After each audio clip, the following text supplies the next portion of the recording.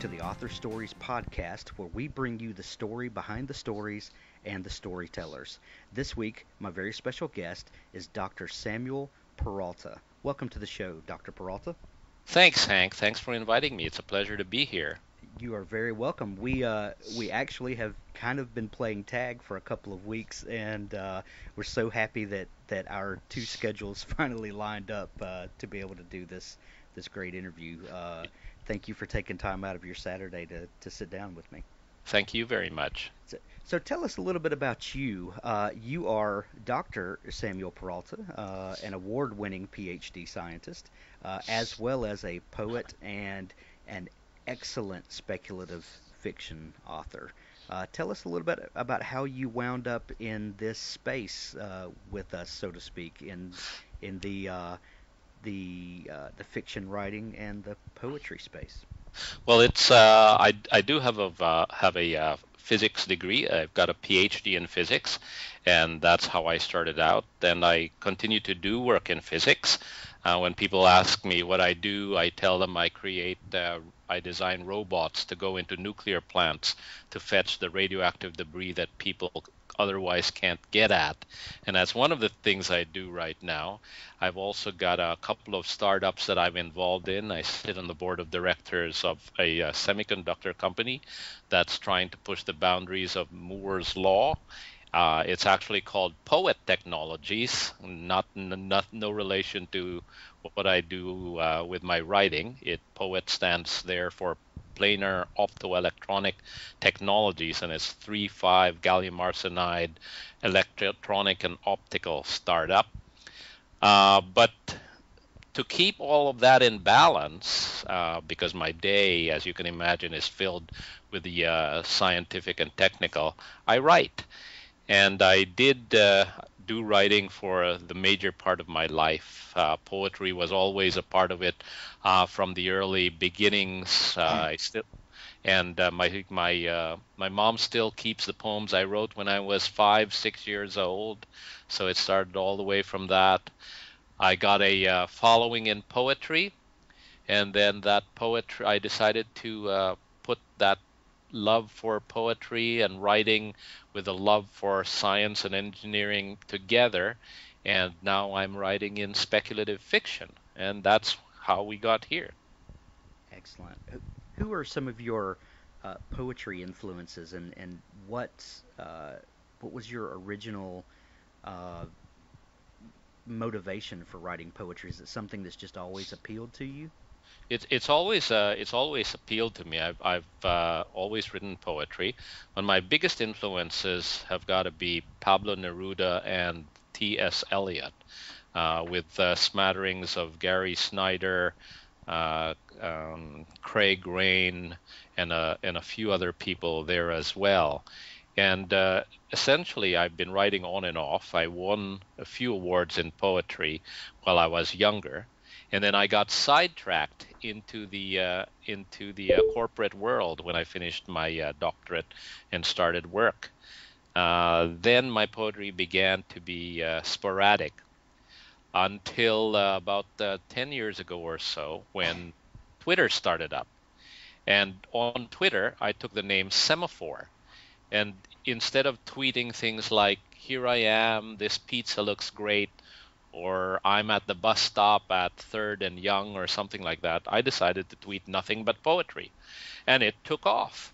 So I had a channel that was devoted only to poetry, and people started tuning in, such that I got up to about 6,000 followers at one point in time, and I was only following a fraction of these, and there began to be a following. So I started doing a blog where I could post longer poems. People started getting interested in that. I racked up, close to 4 million downloads of my poetry. And that's how I got into publishing my poetry. I worked with a small press, Goss 183, who published my first chapbook, Sonnets from the Labrador. I went on to write 5 more chapbooks of poetry for the Kindle exclusively. Are those the And Semaphore collection? that's the Semaphore collection. And all of them went to the top 5 in poetry, with a couple of them being in number one in poetry as well. So that was quite gratifying. Excellent. What do you think about uh, the? There seems to be a diminished importance that's put on poetry especially in our education system these days. Poetry is not uh, given as much time, and I think that we have a generation of people that are coming up that don't have the appreciation for the art form, don't have the appreciation for uh, metaphor and a lot of the subtleties that are able to be brought out in poetry. What do you think about that? On the one hand, I think that it's sad in that we're not looking more at the classical poets and seeing what that tradition of poetry has been like, and because of that, there's a lack of appreciation for the craft of poetry, if you like. Right. However, I also think that schools these days should be emphasizing more the various types of poetry that have come into play. We're not only restricted to things like the Shakespearean sonnet or haiku or things like that. For me, you can find poetry in many things. For example, I've looked at the lyrics of Eminem, and I've Hmm. thought about it a lot. And I thought, my God, there's a lot of great poetry in that. And I can look at, for example, a Taylor Swift song and deconstruct it, and I can see the kind of craft that her writers and she put into putting those lyrics together. And that too is poetry.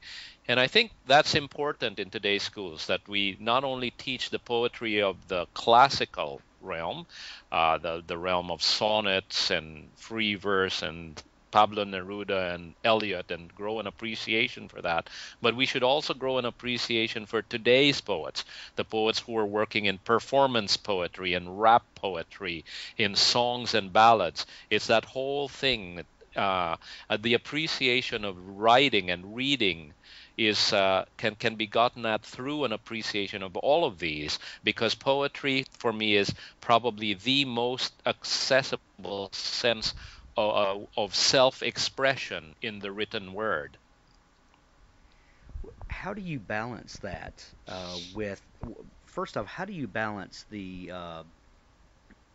uh, the very left brain activity of the sciences with the very right brain activity of poetry and speculation? As a scientist yourself who also is an artist, how do you manage those two things? I think they're very complementary, Mm, actually.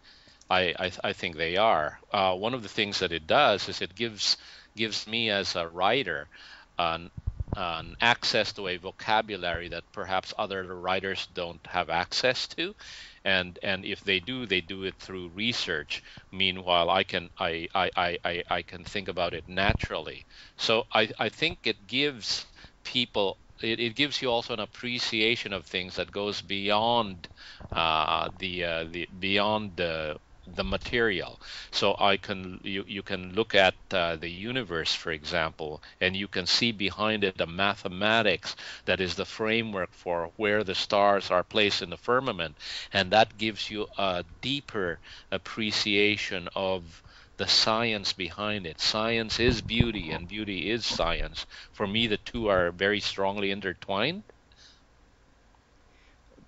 what would you describe your poetry style as? Do you have a particular style, and is your style influenced by uh, the your being well versed in the scientific? I think it's taken me a long time to develop the style that I write in, but I'm very happy to say that people can now recognize when it's my writing, because it's taken so long to develop that. It's a very lyrical style. I try to do several things. I try to infuse my writing with the lyricality that I find in Pablo Neruda, but I also try to imbibe it with the scholarliness of T.S. Eliot. And then all of that I try to wrap up in an accessibility that you might say is something from out of Billy Collins. Okay. Essentially, what I like to do is when you read one of my poems, you're going to get a visceral feeling right away. You'll look at it, you'll read it, you'll understand it. I don't really subscribe to the philosophies of some that say poetry has to be difficult, has to be complex, and you have to work hard to get any meaning out of it. I don't believe that, at least not for my writing. I believe you should be able to read a poem and understand it right away. Then, if you reread the poem, you come back to it, a week later, 2 weeks later, you're going to start to see the symbolism that I've wrapped up in my poetry. You're going to start to understand why I used that state Connecticut instead of another state. You're going to be able to see the references to classical literature. You're going to see the symbolism. You're going to see the allusions to Chaucer and Shakespeare. And then if you've got that classical background or you've got that scientific background that enables you to understand the metaphors that I'm using, you will be able to get that second and third and fourth layer of meaning that I've put into that poem. But I don't want to be exclusive. As I said, I want someone to be able to approach my poem and get something out of it right away. So it's a simplicity of language that I use, and that's very, very conscious. It's a simplicity of language, but a complexity of meaning underneath that you'll only be able to get at the second, third, or fourth reading.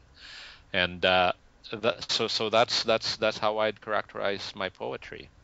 Isn't that a mark of good literature in any form, that it is very accessible on the surface, but the more you dig into it, there's layers of meaning? Exactly, exactly. It's not anything that should be confined to poetry.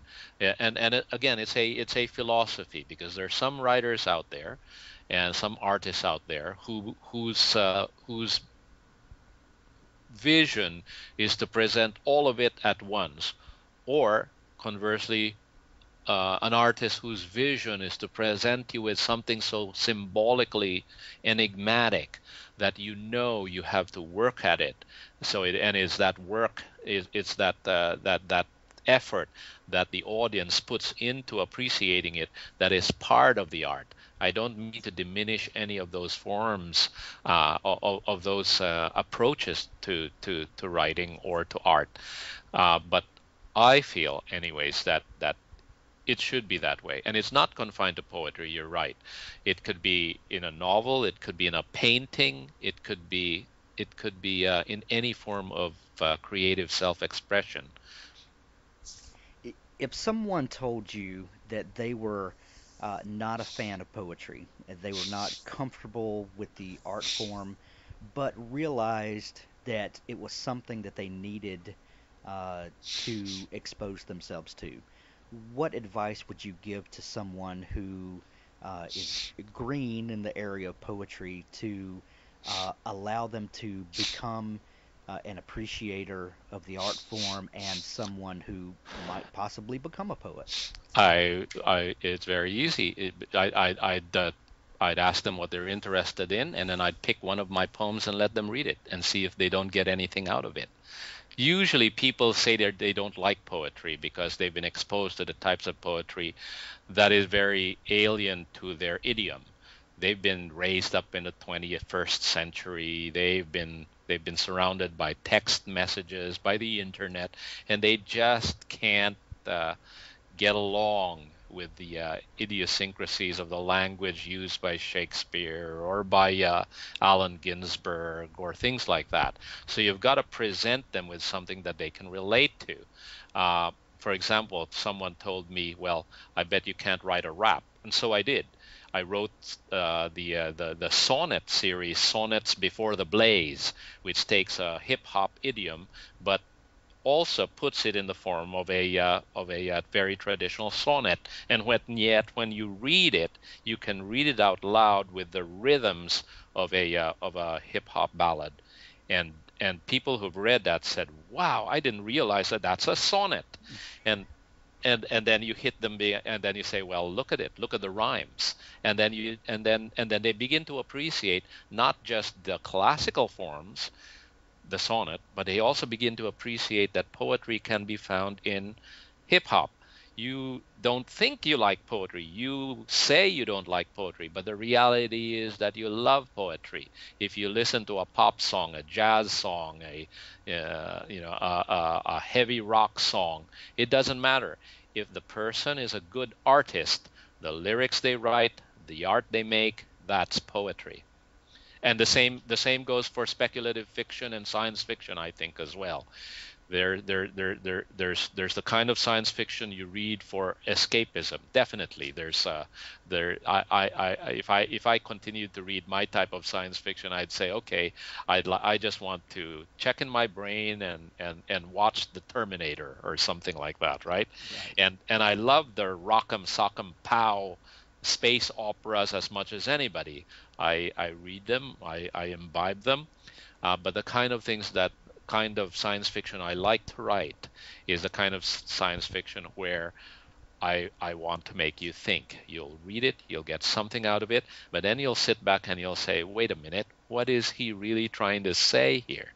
So if you keep in mind the stories of, say, Philip K. Dick, or the work of Ray Bradbury, or things like that, those are the kind of things that I'm aiming towards. In fact, more closer are the works of Margaret Atwood, Yes. where she's labeling herself not really as science fiction, but as speculative fiction. And she writes with a classical style of a novelist, and she writes with that expanse and attention to craftsmanship that characterizes many in the literary world. And yet, she writes about dystopias. She writes about things that are the meat and potatoes of the science fiction genre. That's the kind of science fiction I'm aiming to write. Excellent. We're going to dig into some of that in just a minute, but I had one more question about poetry for you. When you started with your poetry on Twitter, excuse me, uh, and you're confined to 140 characters, what did that constriction do to your poetry writing? Did that hinder you at first? Did you have to learn how to work in that restricted space? Was it freeing? What was that experience like for you It as a it writer?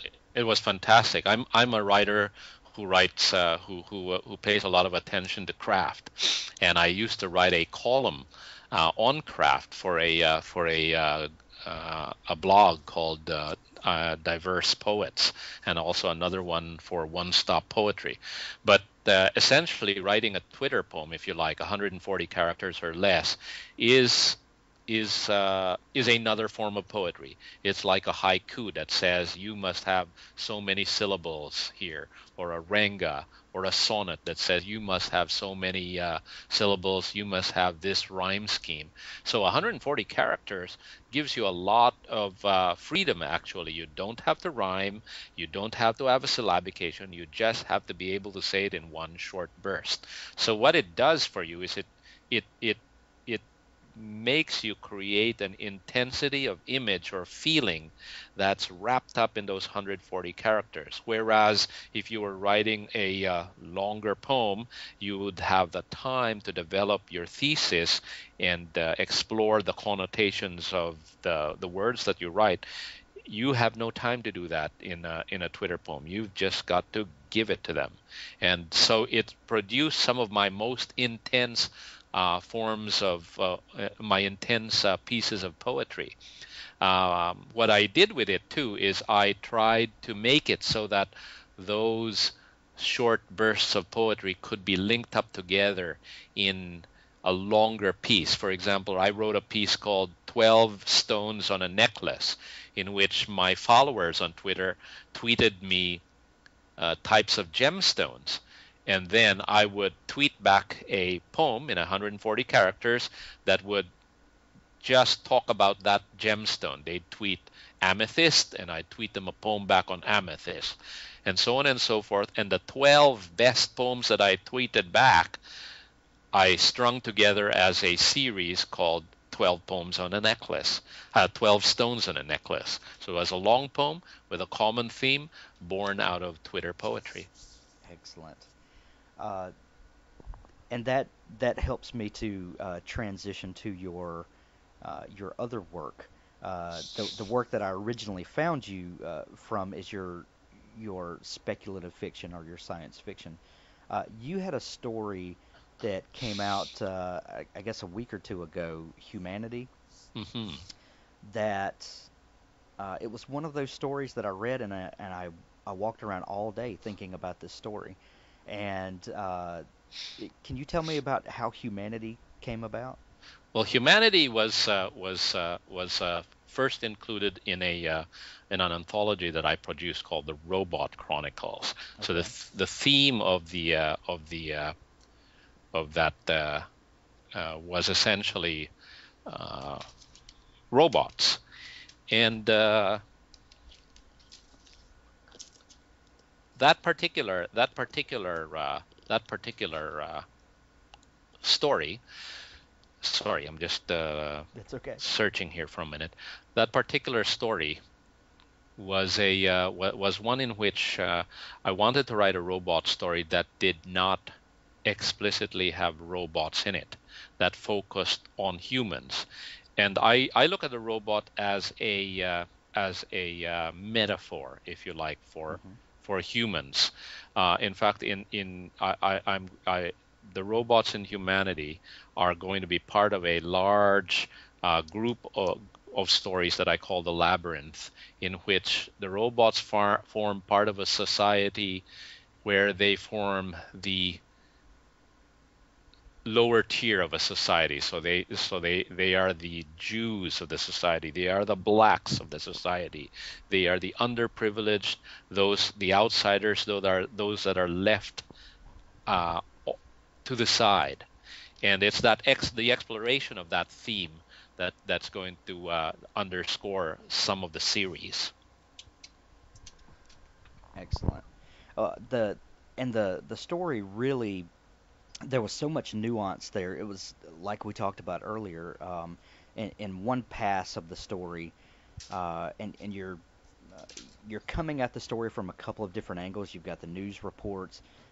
You've got without giving the story away, you've got the people that are involved, uh, and there's you get one reaction when you read it on the surface, and then when you read back, you definitely pick up that nuance of the of how the people are interacting with the robot and their emotions and all of this that are tied up in it. Uh, is the are you looking at and I get what you're saying about the robots are the lesser of society. Do you think that we are approaching a time where these things are going to be happening in our society? I think so. I think we're already seeing some of it right now. As I noted in my note to the author there, we're in a time when a robot has actually passed the Turing test, and the Turing test is a classical uh, test, yeah, conversational test, where humans try to see whether they're having a conversation with a robot or with an artificial intelligence or a human. So we've recently a program that was put together, masqueraded as a young boy, and essentially was able to fool the judges into thinking that it was human. It's a very small step right now, but it's a very telling step. It it says that we are approaching a time in which things like conversations can be uh, substituted for with artificial intelligences. How far will that go? It's hard to say. We can't really project what's going to happen in the future. I was at a meeting with Eric Schmidt and Jeff Rosenberg the other day. They were the executive chairman and chief designer of Google. And someone asked this question too: when do you see the singularity happening? And Jeff Rosenberg, partly tongue in cheek, said 5 years. That isn't very long, is it? That is not very long at all. And you mentioned earlier that some of the work that you do in real life is pushing the boundaries of Moore's law. Yes. And Moore's law, I'm not a physicist, but correct me if I'm wrong, is uh, the theory or law that was posited in the early 70s that processing power and speed would uh, increase in increments, and there would come a point where uh, processing power would overtake our human capability. Am I correct? That's partially right. Okay. What Moore's law talks about isn't where the brain where we are overtaken by where our brain power is overtaken. What Moore's law says is that over time the processing speed or some metric will double, and then it'll Right. double, and then it'll double, and then it'll double. And Moore's law never said anything about when that kind of doubling would end. And at the moment, it looks like the consensus is that we've reached the limit of Moore's law with silicon. So people are now saying all these wonderful increases in computing power that we've seen, all the smartphones and computers and smartwatches and Google Glass, that is all going to soon come to an end because we're going to run out of ability to miniaturize our chips. And the startup that I'm working on is one that's saying no, Moore's law will continue having huge increases in capacity, but we're going to have to do that with different types of materials.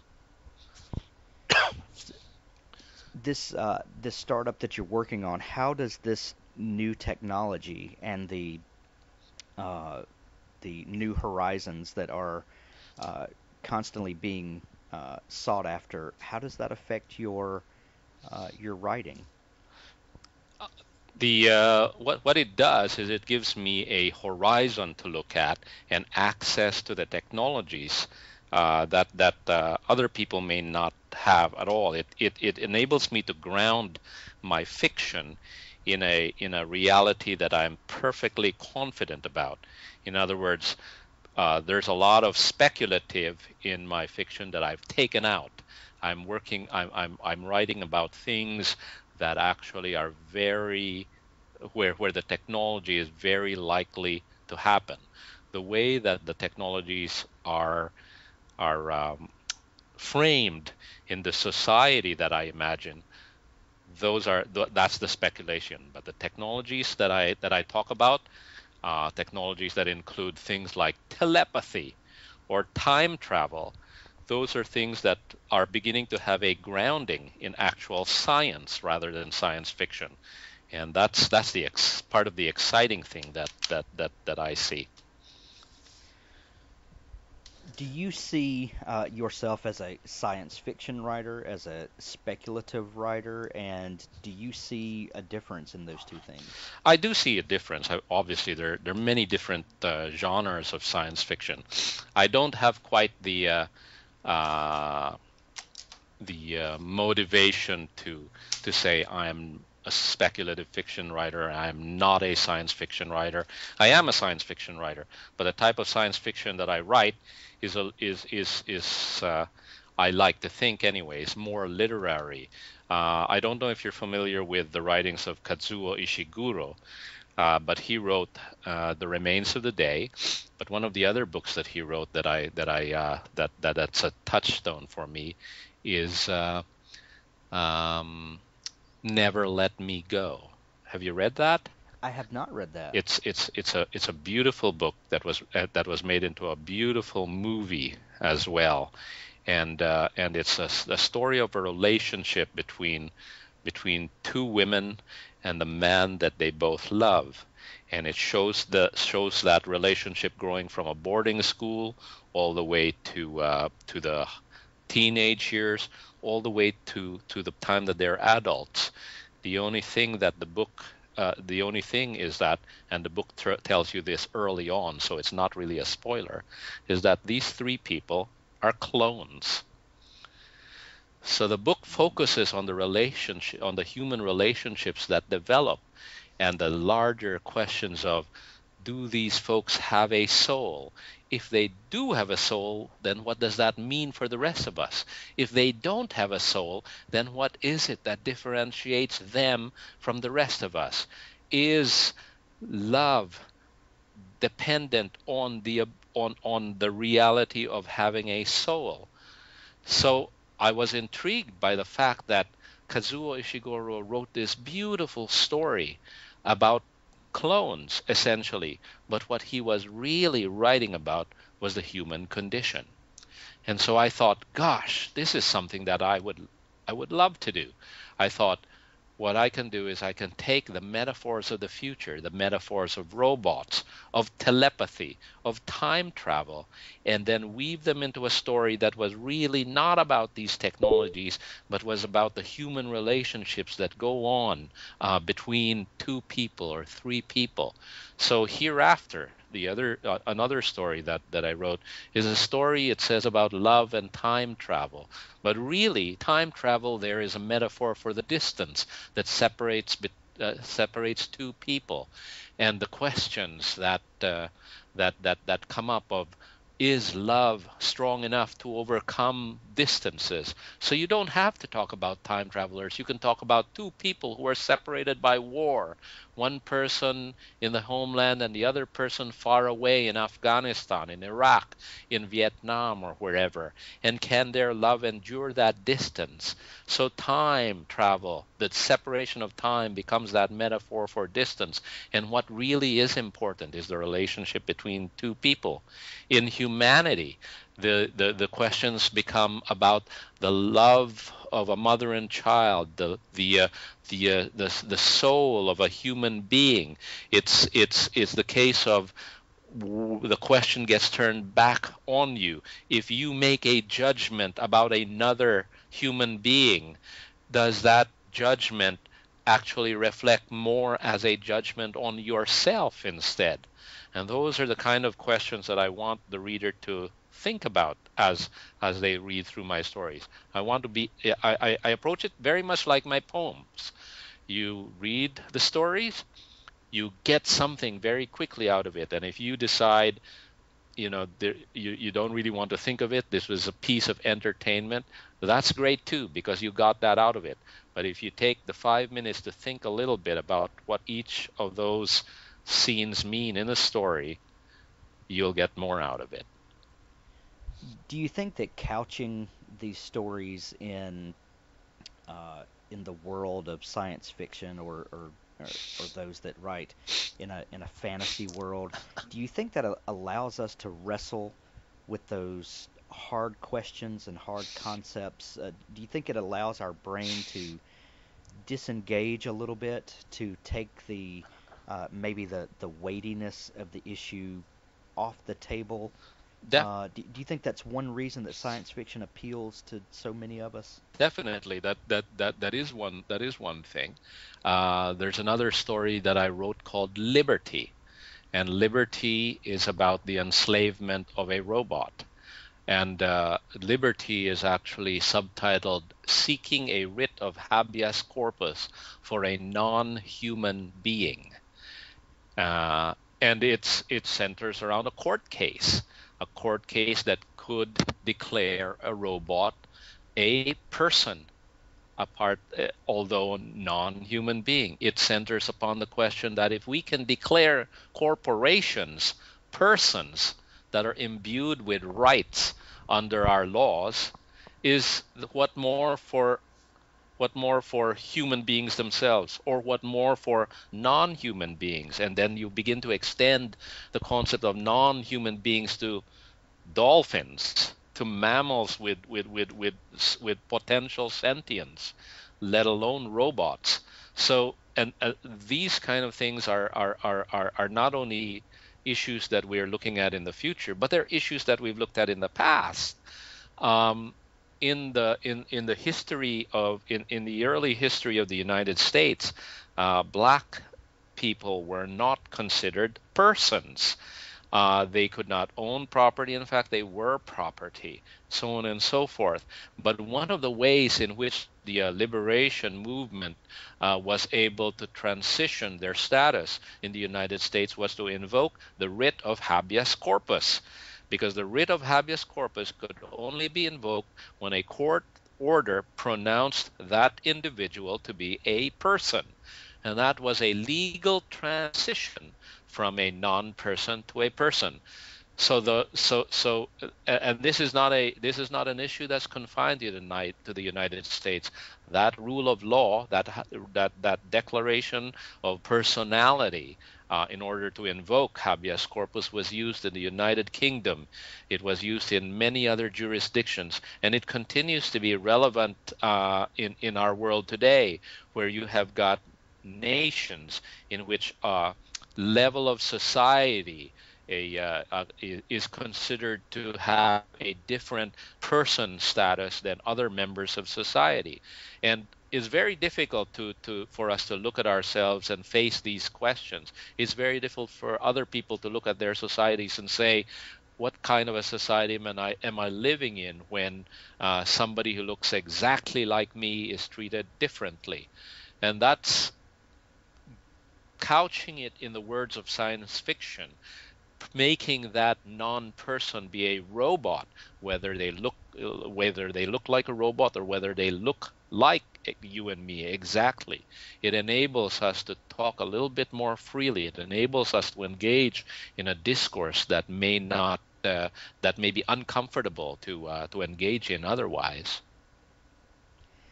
Do you think when writing fiction, do you think it's important to lead people to a particular outcome, or is it enough to just get people asking questions? I think. And I think that's something that all of us fiction writers wrestle with at one time or another. I'll just start by saying that it's something that I constantly wrestle with Mhm. is am I being preachy? Am I bringing my own uh, uh, worldview uh, into this too much? And we all do it uh, whether we want to or not. But how much of what we want the reader to take away from it uh, do you try to work into your stories? It is a very difficult balance, and all of us who write, as you know, are have that balance to try to achieve. In my case, there's no way that I can take away my opinions from the piece, because that gives the piece its perspective. I Right. don't try to hammer the reader over the head and say, this is the right thing to do, this is what you should do. What I like to do is I leave you with the characters. This is the way that these characters have acted. And then the question becomes, would I have done the same in that sort of situation? And humanity is a perfect situation for that, where you have a truck driver that is faced with a decision, and he makes a decision, and he makes a decision, and he makes another decision. And all of these decisions are things that the reader might say, well, shoot, I would have done this earlier, right away, you know, or no way, I would not have done that. I would never have done that. And that's the kind of thing that the reader has to ask for themselves. But it's hard to really say this is right and this is wrong. We all have our value system, and the reader is part of the equation in a book that includes the writer, and we can't leave the reader and their values out of it as well, I think. So I try to leave it as open as possible while saying this is how the characters acted in this situation. One beautiful thing about fiction is, like you're talking about with the truck driver, is being able to look and watch his decision-making process unfold. And hopefully that allows us to to be more conscious of our decision making process. Yes. Y- In humanity, if you humanity is an interesting story in that a lot of the action is internal. There's a lot of action outside that happens, but a lot of it is internal. So the mechanics of his mind working, uh, I think, are a dynamic that the reader has to tune into. I have another story actually which illustrates this even better, called Trauma Room, and I don't know if you've read it yet, but I it's. have not, but after reading Humanity, I bought your entire catalog, Thank you. and Hereafter is the next in my Kindle queue, and Trauma Room is right after that. Tr- But in Trauma Room, my brother was one of the first one who read Trauma Room, and he said, "My God," he said, "You wrote a story in which nothing really happens." And I said, "You are right." It's if you read the blurb, it is a story about an assassination, and so I'm not giving anything away because because that's in the story summary. It's about a man who's been shot in an assassination attempt, and he's brought into the trauma room, and the actual action that happens in that trauma room is not a lot, but there's very much that happens underneath the surface, and the and I it was an exercise to draw the reader into what is not happening, if you like. excellent. Uh, You have another story coming out one day this week when this episode is released called Faith. Would you like to tell us a little bit about that story coming up? Yeah, faith is a very interesting story.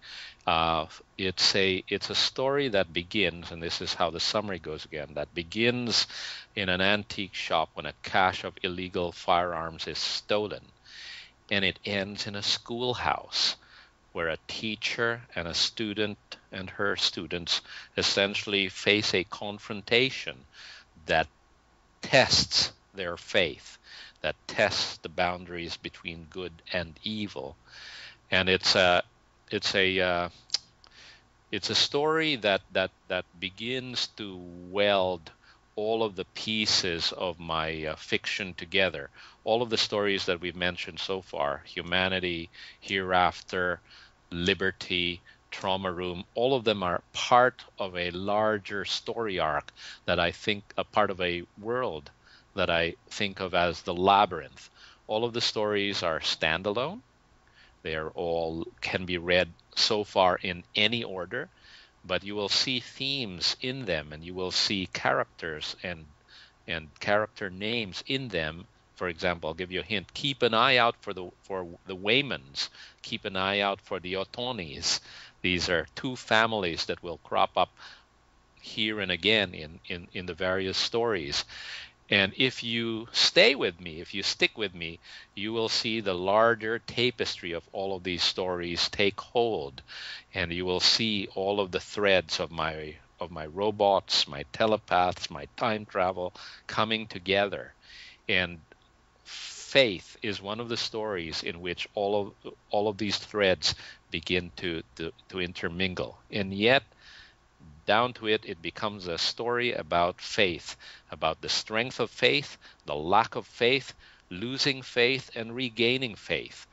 And the faith of both the protagonists and the antagonists in the story. Can't really tell you more than that, because it is coming out. It's never been published in any anthology before, so only a couple of people who have read it, the alpha readers, the editor, so on and so forth. But I'm excited by it because it marks a milestone in the evolution of the fiction. Well, I am very excited to read Faith and uh, to experience where you are going to take me with that story, and I'm very intrigued by the questions that you're going to bring up and the things that you're going to make me think about. Uh, I can't wait. That's As soon as great. it drops, I will.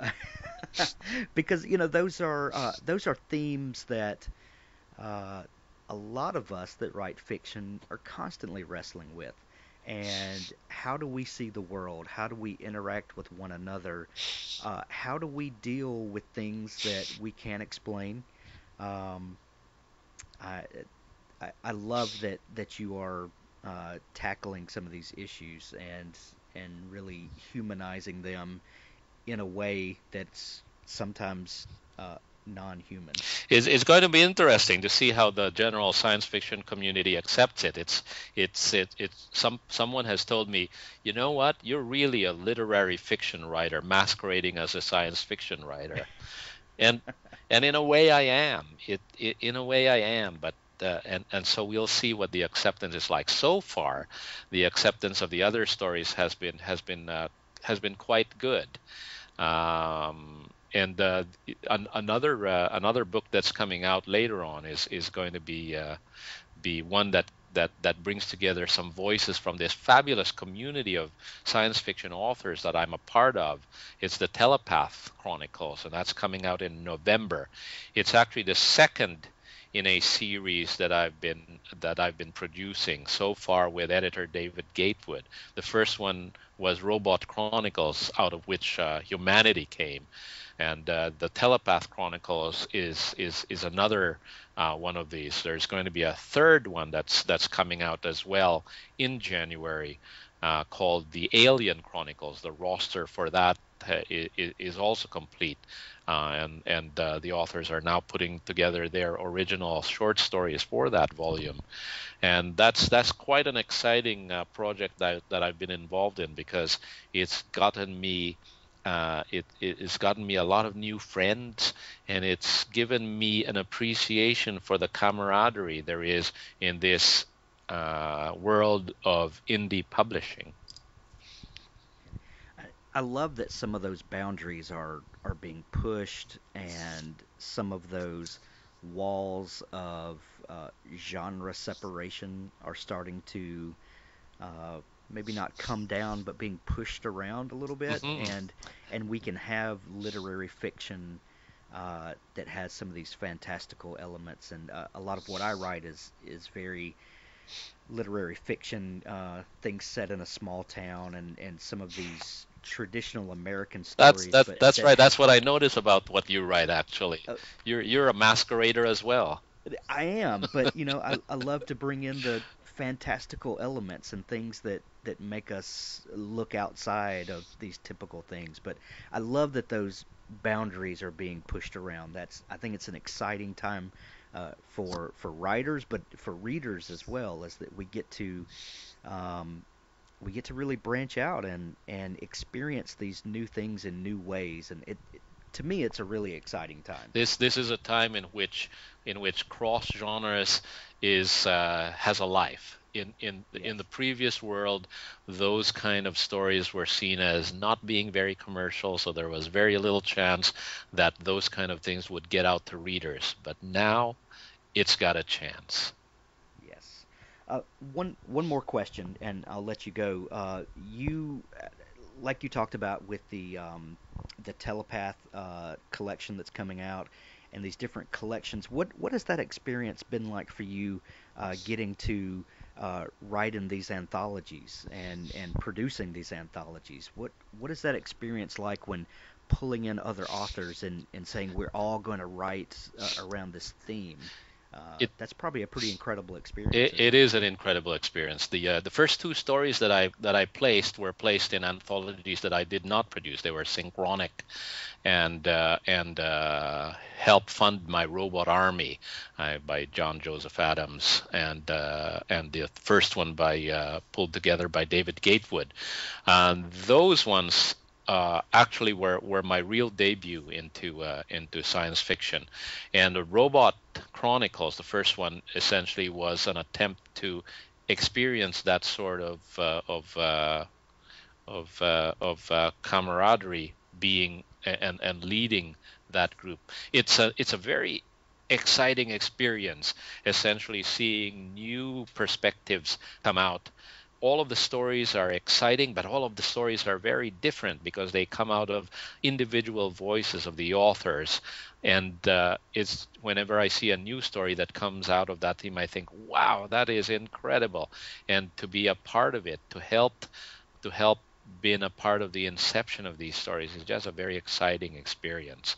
It's also been very uh, productive because I've essentially ridden on the backs of these anthologies. And about a month ago, I hit the top 10 science fiction authors on Amazon.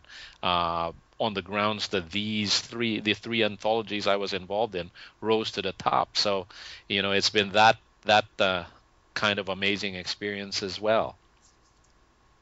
Excellent. Are you still active on Twitter? I am still active on Twitter.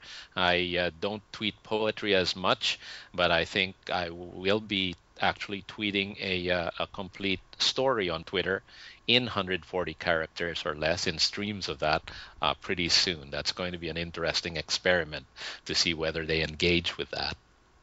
Yes. Well, how can people follow you and keep up with the labyrinth stories that are coming out and this big universe that you are teasing out? How can we stay in touch with you and make sure we don't miss anything that you put out? The best way is to look at my websites. Right now it's samuelperalta.com, but I also own samuelperalta.org. I'm peralta.ca, and I'm everywhere. On Twitter, I'm Semaphore. And so if you'll go to my website or follow me on Twitter, on Facebook, I'm there as well, and that's basically the best way to keep up. I I love talking with people on Facebook. I'm very active, so find me there. Excellent. Dr. Peralta, thank you so much for spending an hour with us and for sharing everything you have. We will put links to all of your work in the show notes. So if you want to jump into the Labyrinth universe and dig into all these stories, you can find it all in the show notes of the episode. Thank you very much, sir, for coming on the show. Thanks very much, Hank. It was an absolute pleasure.